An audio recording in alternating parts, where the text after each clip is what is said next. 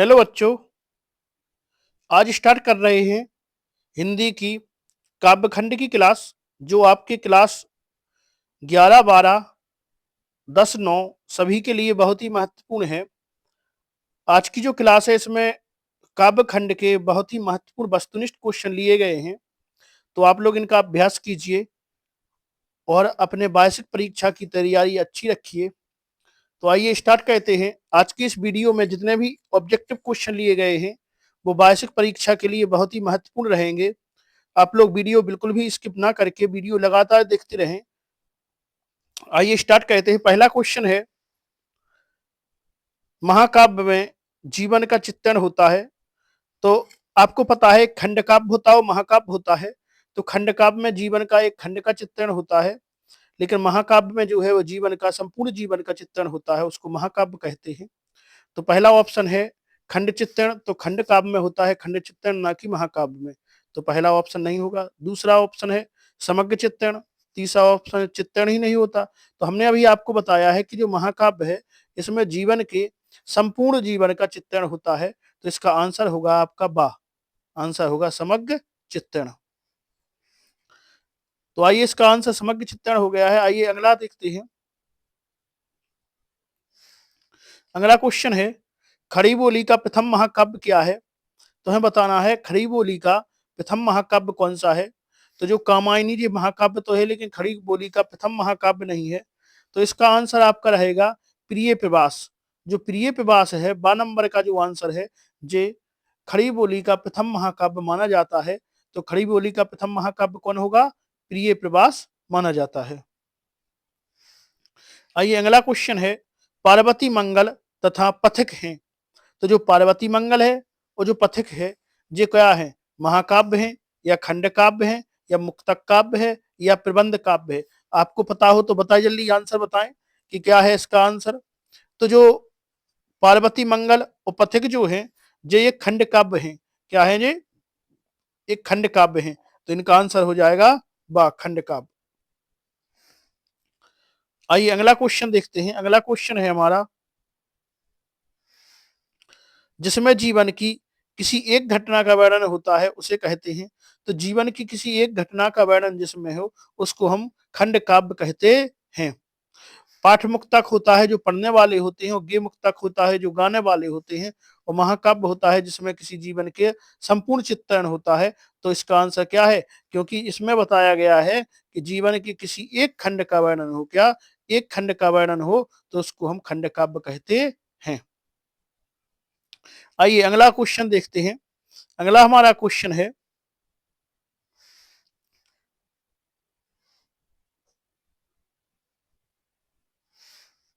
अगला क्वेश्चन होगा, कबीर, तुलसी एवं रहीम के नीति संबंधी दोहे उदाहरण हैं। तो जो कबीर के दोहे हैं और तुलसीदास के दोहे हैं और जो रहीम के दोहे हैं, ये किसके उदाहरण हैं? पहला ऑप्शन है आपका पाठ मुक्तक, दूसरा ऑप्शन है गे मुक्तक, तीसरा ऑप्शन है आख्यान गीत, और चौथा ऑप्शन है इनमें से कोई नहीं। तो आपको बताना है जो कबीर हैं, तुलसीदास हैं और रहीम हैं, इनके जो दोहे हैं वे किस संबंध में माने जाते हैं? पाठ मुक्त मतलब पढ़ने के संबंध में माने जाते हैं, या गे मुक्त गाने के संबंध में माने जाते हैं? तो इसका आंसर जो होगा वो पाठ मुक्तक, क्योंकि जो रहीम, तुलसी और कबीर के जो दोहे हैं ये पाठ मुक्तक के अंतर्गत आते हैं, पढ़ने वाले हैं जी। तो इसका आंसर आ हो जाएगा। क्या हो जाएगा? आ। तो रहीम, तुलसी और कबीर के जो दोहे माने जाते हैं वो क्या माने जाएंगे? वो पाठ मुक्तक माने जाएंगे। तो इसका आंसर आपका आ हो जाएगा। आइए अगला देखते हैं, वक्रोक्ति कव्यस्त जीवितम परिभाषा। यह परिभाषा जो है वो किसने दी थी? तो जो आचार्य विश्वनाथ हैं, इन्होंने तो कहा था कि रसात्मक वाक्यम काव्यम, मतलब रस युक्त वाक्य को काव्य कहते हैं। तो इनकी ये है। और जो वक्रोक्ति काव्यस्य जीवितम, जे कुंतक की परिभाषा है। किसकी है? कुंतक की परिभाषा है। तो इसका आपका जो आंसर हो जाएगा वो होगा कुंतक। क्या आंसर हो जाएगा? कुंतक हो जाएगा। आइए अगला क्वेश्चन देखेंगे। जो आपको वस्तुनिष्ठ बताए जा रहे हैं, बहुत ही महत्वपूर्ण वस्तुनिष्ठ बताए जा रहे हैं, तो आप वीडियो बिल्कुल ध्यान से देखते रहें और इनको याद करते रहें। ये यहाँ से बाहर आपके वार्षिक परीक्षा में जाने की कोई भी संभावना नहीं है, तो आप बिल्कुल ध्यान से वीडियो देखें। अगला, सर्वाधिक लोकप्रिय महाकाव्य कौन सा है? तो इसका आंसर तो आपको ही पता होगा कि इनमें से सर्वाधिक लोकप्रिय जो महाकाव्य है वो कौन सा है? तो आप जानते हैं रामचरितमानस जो है सबसे ज्यादा लोकप्रिय जो महाकाव्य माना जाता है। क्वेश्चन आपसे पूछ सकता है कि महाकाव्य के नाम लिखिए, तो आप लिख सकते हैं जो रामचरितमानस है ये भी एक महाकाव्य है, और जो कामायनी है ये भी एक महाकाव्य है। तो आप क्वेश्चन में आप आंसर, यदि आपको 2 नंबर का क्वेश्चन आए तो उसमें आप लिख सकते हैं कि रामचरितमानस और कामायनी ये दोनों क्या हैं? ये दोनों महाकाव्य माने गए हैं। आइए अगला क्वेश्चन हमारा है, अगला क्वेश्चन है 10वां रस माना गया है। तो आप जानते हैं जो 10वां रस है वो किसको माना गया है? वात्सल्य को माना गया है, क्योंकि पहले रसों की जो संख्या थी वो 9 थी, लेकिन 10वां रस कौन सा जोड़ के दिया गया है? वात्सल्य जोड़ा गया है। इसके अंतर्गत माता और पिता का जो प्रेम बच्चे के लिए होता है उसका वर्णन किया गया है। तो वात्सल्य रस का जो स्थायी भाव है वो वत्सल है, और इसमें जो है माता और पिता की प्रेम के बारे में जो बच्चों से प्रेम होता है वो बताया जाता है वात्सल रस में। वह कौन सा रस है? 10वां रस माना जाता है। तो इसका आंसर अपना क्या हो जाएगा? इसका आंसर हो जाएगा वात्सल रस, और हमने इसकी परिभाषा भी आपको बता दी। जैसे हम कहें जसुमती हरि पालना झुलावे, तो ये किसका उदाहरण हो सकता है? वात्सल रस का। तो यहाँ पे माता और पुत्र के जो प्रेम का वर्णन किया गया है, इसमें कौन सा रस आएगा? वात्सल रस आएगा। और जो प्रेम और प्रेम का नायक और नायिका के बीच में जो प्रेम होता है वो श्रृंगार रस के अंतर्गत आता है। तो वात्सल रस आप ध्यान रखें कि यह भी प्रेम के अंतर्गत आता है, लेकिन ये किसके प्रेम के अंतर्गत आएगा? ये माता और बच्चे के प्रेम के अंतर्गत आएगा। आइए अगला क्वेश्चन है, उत्तेजना के मूल कारण को कहते हैं। तो जो उत्तेजना होती है उसके मूल कारण को हम क्या कहेंगे? तो आप जानते हैं जो उत्तेजना होती है उसके मूल कारण को हम कहते हैं क्या है? विभव। तो उत्तेजना के मूल कारण को क्या है? विभव। आप स्थायी भाव जानते हैं जो आपके हृदय में क्या होते हैं? हमेशा के लिए स्थायी रहते हैं, उसको हम क्या कहते हैं? स्थायी भाव कहते हैं। संचारी भाव क्या कहलाते? जो आपके मन में कुछ टाइम के लिए आते हैं, पानी के बूंद के समान आते हैं, बुलबुलों के समान आते हैं, वो क्या है? संचारी भाव है। तो आपके हृदय में कुछ थोड़े से टाइम के लिए जो भाव उत्पन्न होते हैं उनको हम संचारी भाव कहते हैं। और उत्तेजना के मूल कारण को हम कहते हैं, उत्तेजना का जो मूल कारण होता है उसके लिए कौन सा जिम्मेदार है? तो उसके लिए विभव जिम्मेदार है। तो उत्तेजना के मूल कारण को विभव के द्वारा आता है, मतलब उत्तेजना का जो मूल कारण है वो क्या है? विभव है। आइए अगला देखते हैं, शांत रस का स्थायी भाव क्या होता है? तो आपको पता है शांत रस का स्थायी भाव क्या है? इनमें से जो है शांत रस का स्थायी भाव कौन सा है? तो शांत रस का जो स्थायी भाव है वो निर्वेद है। कौन सा है? निर्वेद है। रति किसका होता है? आप बताएं हमें। श्रृंगार का क्या होता है? रति। करुण का क्या होता है? शोक। और आप बताएंगे जुगुप्सा किसका होगा? जी हमें आप कमेंट बॉक्स में बताएंगे जुगुप्सा किसका होगा। आइए अगला, किस रस को रसराज कहा गया है? तो इनमें से आपको बताना है कि रस का राजा किसको कहा गया है। तो करुण को बिल्कुल नहीं, भक्ति बिल्कुल नहीं, वात्सल बिल्कुल नहीं, ये तो लास्ट का रस है, और इसका आंसर जो होगा वो है श्रृंगार। तो श्रृंगार रस को रसों का राजा कहा है। जो भरत मुनि हैं उन्होंने श्रृंगार रस को क्या माना है? रसों का राजा माना है। आइए अगला क्वेश्चन है, कौन सा रस हमारे मन में उत्साह का संचार करता है? तो इनमें से कौन सा जो रस है हमारे मन में उत्साह का संचार करेगा? तो आपको इसका आंसर बताना है कि हमारे मन में जो कौन सा रस होता है जो उत्साह का संचार करता है। तो आप जानते हैं आपके मन में उत्साह कौन सा रस लाएगा? हास्य तो आपके मन में हंसी लाएगा, रौद्र आपके मन में क्रोध लाएगा, शांत आपके मन में शांति लाएगा। लेकिन जो वीर रस है इसका जो स्थायी भाव है वो उत्साह है। तो वीर रस आपका क्या लाएगा? आपके मन में उत्साह लाएगा। आइए अगला देखते हैं कि कौन सा भाव सुप्तावस्था में विद्यमान रहता है। तो आपको बताना है इनमें से कौन सा भाव है जो सुप्तावस्था में विद्यमान रहता है। तो इनमें से आप बताएं कि सुप्तावस्था में कौन विद्यमान रहता है? तो आप जानते हैं स्थायी भाव जो आपके मन में होते हैं वो हमेशा आपके मन में विद्यमान रहते हैं, और जब इनको उत्तेजित किया जाता है तो ये निकल आते हैं। तो इसका आंसर क्या हो, सुप्तावस्था में कौन रहता है विद्यमान? तो सुप्तावस्था में आपके शरीर में स्थायी भाव विद्यमान रहते हैं। तो इसका आंसर हो जाएगा स्थायी भाव। आइए इसी प्रकार से आगे देखते हैं हम कि आतंकवादी क्या है। आतंकवादी नाम मात्र से उत्पन्न भय किसके अंतर्गत आता है? तो आप यदि कोई आतंकवादी का नाम सुन लें तो जो इसमें से कौन सा रस उत्पन्न होगा जो किसके अंतर्गत आता है? तो इसका आंसर जो होगा आपका, जी किसके अंतर्गत आएगा? विभव के अंतर्गत आएगा, क्योंकि अनुभव नहीं होगा इसमें, संचारी भाव नहीं होगा, और क्या आएगा? विभव के अंतर्गत आएगा। तो आतंकवादी नाम मात्र से उत्पन्न भय क्या कहलाएगा? आपका विभव के अंतर्गत आएगा। अगला, माता की मृत्यु के वर्णन में कौन सा रस होता है? तो माता की मृत्यु अगर किसी की हो जाती है तो उसमें से क्या होगा? आप जानते हैं, हास्य तो होगा नहीं, हंसेगा तो कोई वहां पे था नहीं, भयानक वहां पे डर तो लगेगा नहीं, वीर भी नहीं होगा, यहाँ पे करुण रस होगा, शोक होगा, व्यक्ति रोएगा वहां पे। तो इसका आंसर क्या हो जाएगा? इसका आंसर हो जाएगा हमारा करुण रस। इसी प्रकार से आपको जो ऑब्जेक्टिव क्वेश्चन बताए जा रहे हैं बहुत ही अच्छे ऑब्जेक्टिव क्वेश्चन हैं, तो आप वीडियो को ध्यान से देखते रहें।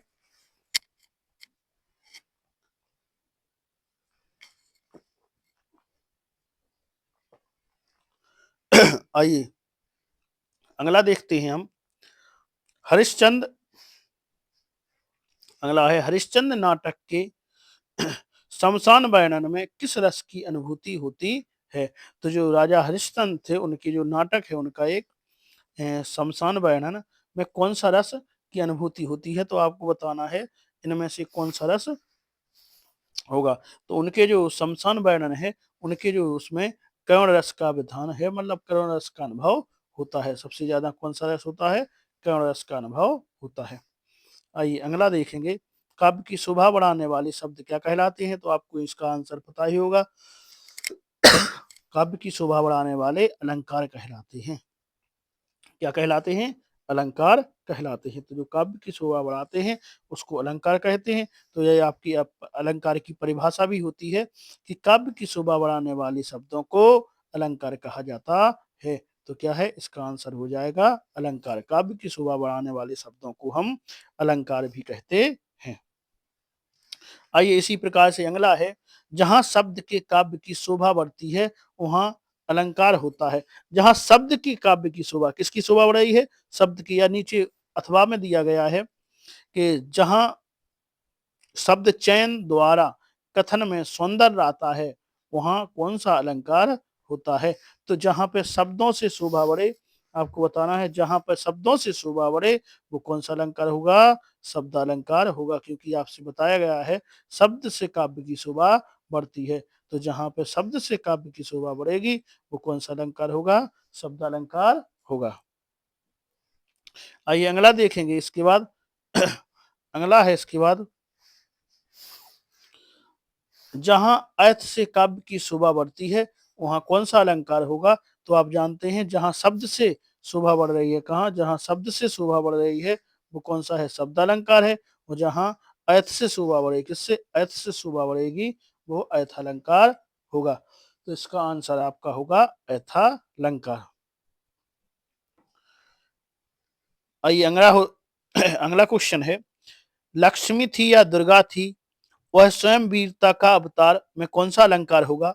तो इनमें से बताना है आपको कि लक्ष्मी थी या दुर्गा थी या स्वयं वीरता का अवतार जो उदाहरण है ये किस अलंकार के लिए लिया गया है?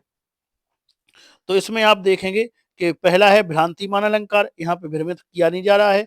विरोधाभास अलंकार भी नहीं होगा, यहाँ पे संदेह अलंकार होगा, क्योंकि यहाँ पे बताया गया है कि लक्ष्मी थी या दुर्गा थी, पता नहीं चल रहा है कि या लक्ष्मी है या दुर्गा है, मतलब क्या कह रहा है? संदेह है यहाँ पे। तो कौन सा अलंकार हो जाएगा? संदेह अलंकार हो जाएगा। तो जहाँ पे जो शब्द से पता ना चले कि कौन है तो उसमें कौन सा अलंकार होगा? संदेह अलंकार होगा। आइए आगे अगला क्वेश्चन है, चंद के भ्रम होत, चंद के भ्रम होत मोद है कुमुदनी को। चंद के भ्रम होत मूढ़ कुमुदनी को उदाहरण जो है किस अलंकार के लिए लिया गया है। तो आपको बताना है इसमें से कि जो अलंकार की जो उदाहरण है ये किसके लिए लिया गया है। तो यहाँ पे उपमा अलंकार तो है नहीं, संदेह है यहाँ पे बिल्कुल नहीं है। भ्रांतिमान है, यहाँ पे कौन सा अलंकार होगा, भ्रांतिमान अलंकार होगा, क्योंकि कहा गया है चंद के भ्रम होत मूढ़ है कुमुदनी को। जो चंद के भ्रम होत मूढ़ है कुमुदनी को, तो इसमें कौन सा अलंकार है, भ्रांतिमान अलंकार होगा। तो इसका आंसर क्या हो जाएगा, इसका आंसर अपना भ्रांतिमान सा हो जाएगा, ऑप्शन।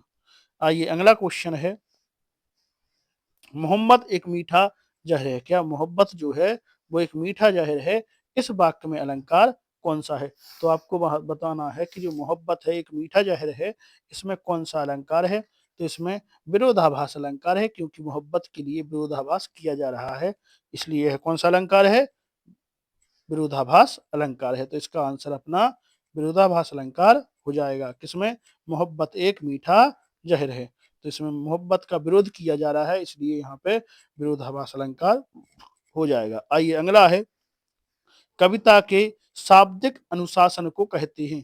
तो जो कविता है, कविता के शाब्दिक अनुशासन को क्या कहेंगे। तो बताना है आपको, जो कविता के शाब्दिक अनुशासन को क्या कहा जाता है। तो कविता के जो शाब्दिक अनुशासन को कहते हैं छंद। आपको बताया गया है छंद में जिसमें निश्चित यति गति लय तुक आदि का ध्यान रखा जाए, उसको क्या कहते हैं, छंद कहते हैं। तो यहाँ पे कहा गया है कविता के शाब्दिक अनुशासन को, जिसमें जो मात्राएं क्लियर हों, तो उस वो क्या कहलाते, छंद कहलाते हैं। अगला क्वेश्चन है, छंद कितने प्रकार की होती हैं। तो आपको पता ही होगा कि जो छंद हैं वो कितने प्रकार के होते हैं। तो आपका इसका जो आंसर होगा वो कितना होगा, वो 2 होगा, क्योंकि शब्द कितने जो छंद होते हैं वो कितने प्रकार के होते हैं, 2 प्रकार के होते हैं। कौन कौन छंद होंगे, मात्रिक छंद और वर्णिक छंद, 2 प्रकार के छंद होते हैं। जिनकी मात्राओं के आधार पर गणना की जाए तो वो मात्रिक छंद है, और यदि वर्णों के आधार पर गणना की जाए तो वो वर्णिक छंद है। तो छंदों की संख्या कितनी होती है, 2। तो छंद 2 प्रकार के होते हैं।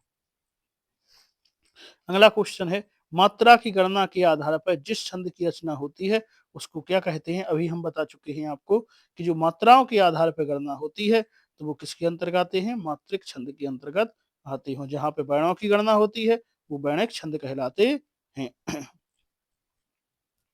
अगला है, कवित्त के प्रत्येक चरण में वर्ण होते हैं।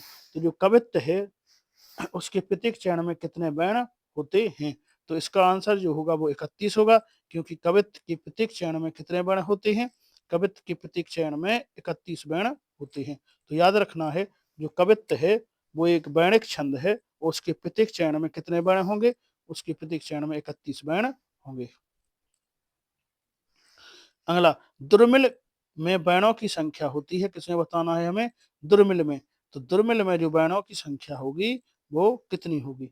तो आपको बताना है दुर्मिल में जो वर्णों की संख्या होती है वो 24 होती है। आपको याद रखना है कि दुर्मिल में वर्णों की संख्या कितनी होगी। कवित्त में आप देख चुके हैं वर्णों की संख्या 31 होती है, और दुर्मिल में कितनी होती है, 24 होती है। तो दुर्मिल में जो वर्णों की संख्या है वो 24 होगी। आइए अगला है, यति का छंद में आयत है। तो अब छंद की जो परिभाषा होती है, अब जानते हैं कि छंद उस रचना को कहते हैं जिसमें निश्चित यति गति लय तुक आदि का ध्यान रखा जाए, तो उसको हम क्या कहते हैं, छंद कहते हैं। तो यहाँ पे बताया गया है जो यति है वो क्या है।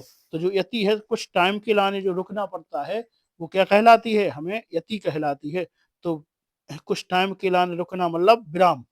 तो यहाँ पे जो यति का आयत है वो विराम के संबंध में है। तो यति का आयत क्या होगा, छंद में विराम से होगा।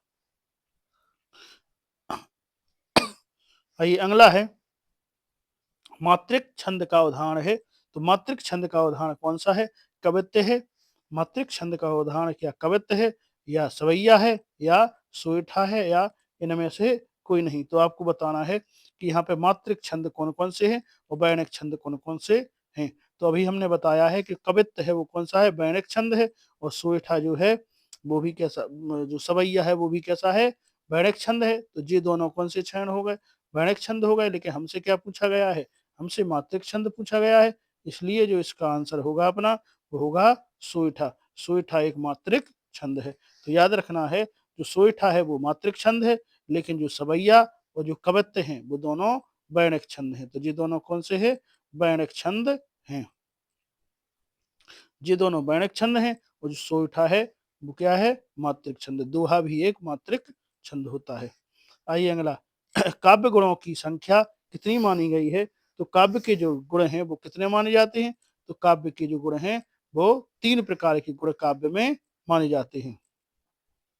माधुर्य गुण, ओज गुण और प्रसाद गुण। काव्य के कितने गुण होते हैं? 3 प्रकार के काव्य में गुण माने गए हैं, माधुर्य, ओज और प्रसाद।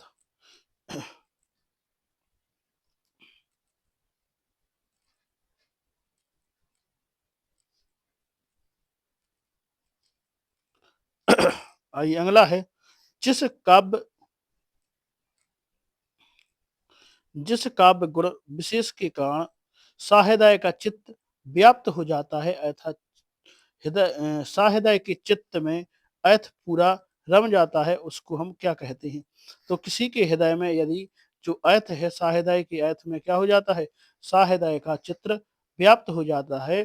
तो किसी गुण विशेष के कारण साहृदय का चित्त व्याप्त हो जाता है, तो उसमें कौन सा गुण होगा? तो आपको बताना है कि इनमें से कौन सा गुण होगा। तो आपको यहाँ पे बताया गया है कि साहृदय के चित्त में, किसमें? साहृदय के चित्त में व्याप्त को क्या कहते हैं? तो इसको हम माधुर्य गुण कहेंगे, क्योंकि जो साहृदय के चित्त में व्याप्त हो जाता है उसमें माधुर्य गुण होता है। तो इसका आंसर होगा आपका माधुर्य गुण। आइए अगला है, माधुर्य काव्य गुण किन रसों में पाया जाता है? तो माधुर्य जो है वो आपका वीर रस में पाया जाएगा, या श्रृंगार में, या करुण में। तो आप जानते हैं कि जो वीर रस है उसमें मधुरता बिल्कुल नहीं होगी, तो आपका आंसर होगा श्रृंगार में भी पाया जाएगा और करुण में भी माधुर्य रस पाया जाता है, इसलिए इसका आंसर हो जाएगा द।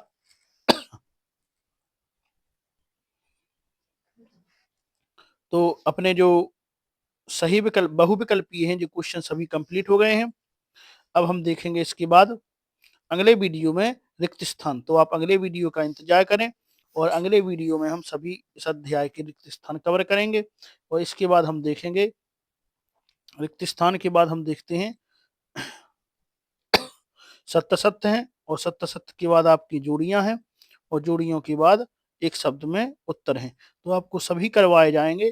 तो आप वीडियो को लाइक, सब्सक्राइब, चैनल को सब्सक्राइब और वीडियो को लाइक जरूर करें, और अपने सभी दोस्तों के पास इनको भेजते रहें, जिससे कि आपके सभी दोस्तों की जो तैयारी है वो बहुत अच्छी सी हो सके। तो हम आपके लिए जो काव्य खंड है उसके बहुत ही महत्वपूर्ण वस्तुनिष्ठ लेकर आए हैं।